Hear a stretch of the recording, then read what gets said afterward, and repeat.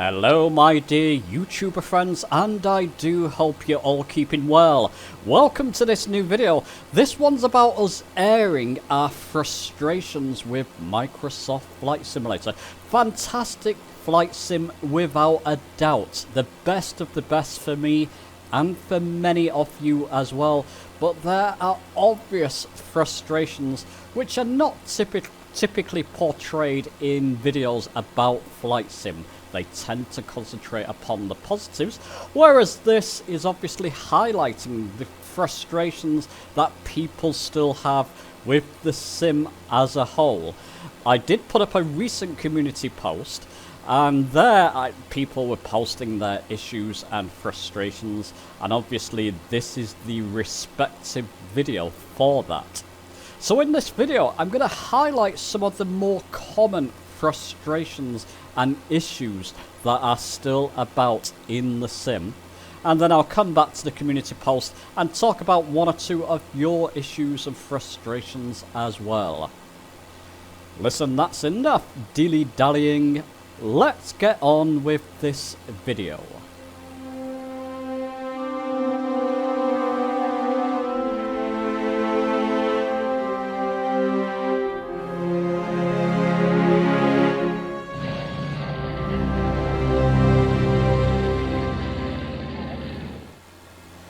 So the first common issue I want to talk about, and it's a big one for me, it's actually installing and downloading Flight Sim in the first place.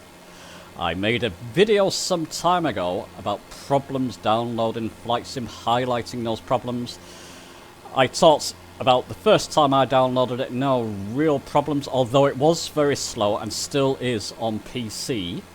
But the second and third time I was downloading it for days and having issues with it. I'll link that video in the top right. Go and watch it after this video if you're still having trouble installing Flight Sim. But many people still are. In fact, possibly many people didn't even get to play the sim in the first place because they couldn't download it. For me, that's absolutely unforgivable. You can't launch a major flight sim and people can't actually download it in the first place. A lot of people simply didn't have issues, people with super fast internet. Not quite sure what the issues still are, but it fills me with fear if I have to reinstall Flight Sim on the PC. On the Xbox it was a different story for me. On my Series S it was fairly quick, fairly standard speeds at downloading. And it also downloaded within a day or half a day, a few hours, maybe 6-7 hours perhaps, something of that sort. So no issues on the Series S, but still issues on the PC. In fact, I'll show you a comment on screen from the recent community post. This is from Charles. Download issues. Been downloading Flight Sim for a week and is only halfway through. So this is recent. And I know on that video that I linked about downloading issues before, people are still having problems downloading the sim.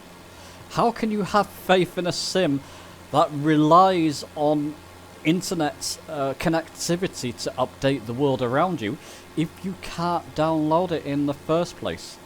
I don't think that was just a small number of minority people. I think that was quite a large percentage of people are still having problems one way or the other downloading the sim.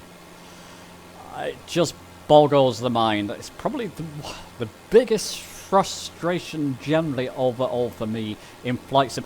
Let me know down in the comments below, are you still having troubles and issues downloading Flight Sim? Do let me know, either on the Xbox or PC.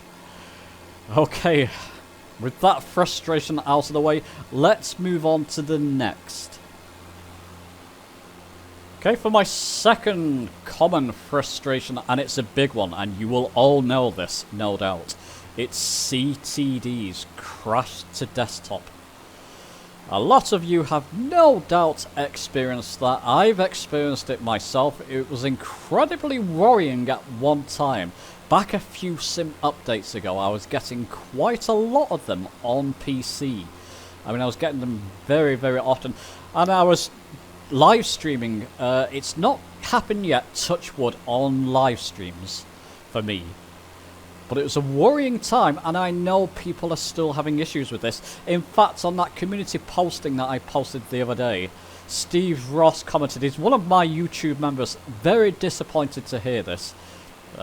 Still getting a lot of crash to desktops, so much that he stopped playing Flight Sim on his Xbox console, which is absolutely unforgivable and unfortunate. But he's obviously said that he's very disappointed, and I don't blame him. I'm very disappointed for you, Steve, as well, if you're watching. And he's not isolated with those comments. Go and read that community posting that I put up the other day. You'll see quite a few people have left similar comments. And a lot of people are still getting crashed to desktops. I'm not getting too much, touching wood again, on PC at the moment.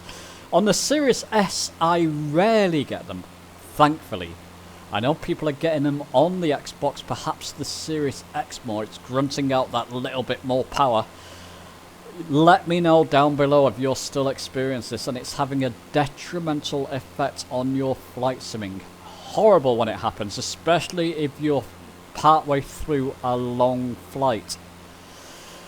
To be fair, it's not isolated to Flight Sim. In the days of Flight Simulator X, it was very common. I used to fly airliners quite a lot in Flight Sim X, and I was often getting crash CTDs. In fact, I came to expect them. So it's not just isolated to this Flight Sim, although this is a more recent version. And Asobo are also well aware, and they're always working to iron out and to stop those CTDs. Very difficult job. You've got many different formats that Flight Sim's on, many different types of PCs, etc. But hopefully one day it will become far more stable. But let me know, leave your comments below. Okay, let's go on to another frustration. Okay, I thought this would be a good point in time to check in with you chaps and see what you've been typing or writing on the community post I posted 3 days ago from me recording this part of the video. I said there, the image should say it all. Share your frustrations about FS2020, Microsoft Flight Sim, essentially. I'm aiming to make a video on this subject, which is this one here, of course. First comment. Very good comment. Seems to be lots of little bugs and quirks that appear to me, at least, to be quite quick and easy fixes. They have just not been addressed. Very true. Sim Update 10 seems to have greatly improved my Xbox experience, and CTDs have now almost vanished. But it does not appear that everyone is so lucky, as you saw before with Steve Ross. We must not lose sight of the fact that despite some annoying issues, it's generally a truly amazing software achievement. A lot of people agreed with that, and I do too. I said that it's the greatest flight sim ever released, in my opinion. Let's just read a couple more of these. You can go and read these yourself. I'll link the posting in the top right there, the link to it. Broken bus trips are my biggest gripe. I somehow managed to 100% about 10 of them despite missing nav log instructions and POI indicators. When I replace my PC, they are all now showing a 0%. How heartbreaking is that? Absolutely, I do feel for you. Let's go down and read a couple more here. This one made me laugh. I was flying an IFR flight from Chicago to Anchorage, Alaska today. ATC told me to descend to 6,000 feet with a 10,000 foot mountain range in front of me. Seriously. I just said that. It sounds like typical AI ATC. You can go and read through these yourself. Let's just go to a bottom one here. The bottom one, rather. Zero Xbox support and no meaningful quality new planes like the 737, like we have for the PC. Very true. Xbox is missing a lot of good quality aircraft. 737, A320, the Phoenix version. You do have Concorde at least. Very unstable with lots of CTDs. That's mentioned quite a lot in this community posting. Constant crashes flying out of the major busy airports. An awful keyboard and mouse support. Now he's mentioned about peripherals there. let's actually go on to that section and talk about the next major frustration. Okay, another common frustration and issue for many people, and no doubt a lot of you have come across this yourself again, controller peripheral issues.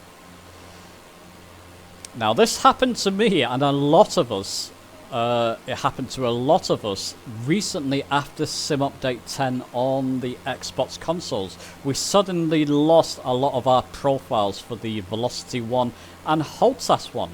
In fact, I'll link the video about setting up the Velocity 1 from scratch in case that's happened to you and you've not seen that video yet. Highly frustrating. For me, not a massive pain, as it's pretty much my bread and butter, isn't it? My videos generally concentrate upon setting up controllers and that type of thing. For many of you, it's going to be a huge issue. Maybe this is your first flight sim.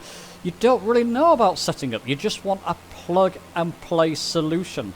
And that would, you know, that obviously should be the main aim of the sim. Again, difficult. You've got a lot of different controllers and setups. Some are pretty much plug and play, although you do have to mess with sensitivities and that type of thing. I'm going to put a comment on screen there from the Discord. Link to the Discord down below in the description by Al Watts there. You can read through that. I'm just going to highlight it. Generally, I agree with him. It'll be good to have, you know, developers getting together where you just plug the controller into your sim and everything's set up, or the main things are set up. One or two controllers do have that. There's some unsupported controllers out there. Listen, I'm also going to leave a playlist in the description. It's basically controller settings and configuration. It's a whole playlist of it, so if you're having problems setting up your controller, go and look through those videos. It's bound to help you in some way or the other. Okay, another thing people are having problems with are mice. Not the squeaky furry things that you sometimes find running around your house. Well, hopefully not. Not those type of mice. Mice that you plug into your computer or Xbox PC mice. On Xbox specifically, and it seems to be, I'm thinking it's more a Series X issue here, because I don't have this issue on the Series S so much, but people have disappearing mice cursors. They can't set their instruments with their mice because the cursor disappears. It's happened once or twice on the Series S for me. I just went to the main menu, not the main menu, I just pressed escape. So go to the sort of options, and then come back to the sim and the cursor often reappears. If that doesn't happen, I don't quite know. I don't have a Series X, so I can't investigate that. Maybe try a different mouse. But regardless, big frustration. I know people have tried several mice and they're having the same issues. Not quite sure what's going on there. And Asobo really needs to get on that one. If you're watching this, or somebody from Asobo really needs to, that really needs sorting out. It's a big bane of contention for many people. Leave your comments below about controller issues or mice issues, peripheral issues with your flight sim experience. Leave your comments below. It'll be interesting to know and interesting to read. Okay, I'm going to go straight to the conclusion here. Look, like I said right at the beginning, for me, flight sim, when it works, and it's working, thankfully for me, 95% of the time it's working well. Absolutely fantastic sim. I've gone through all those issues of installing and setting up controls and that type of thing, and you can find many of those types of videos on my channel because I love this sim so much. I can't live without it, essentially, and I know a lot of you can't either. Issues, they're not... It doesn't just happen with Microsoft Flight Simulator, it happens with other simulators. Like I said, Flight Sim X has issues. X-Plane had issues as well, especially setting up controllers in that. That can be a bit of a nightmare as well. DCS World, common issues as well. It's not just isolated to Microsoft Flight Sim, but we all want it. You know, it's easily the most popular sim out there, and it's one of the most modern sims out there as well, and we expect more. Let me know your thoughts on the video. Give it a thumbs up if you've enjoyed it, subscribe for more, and I'll see you soon.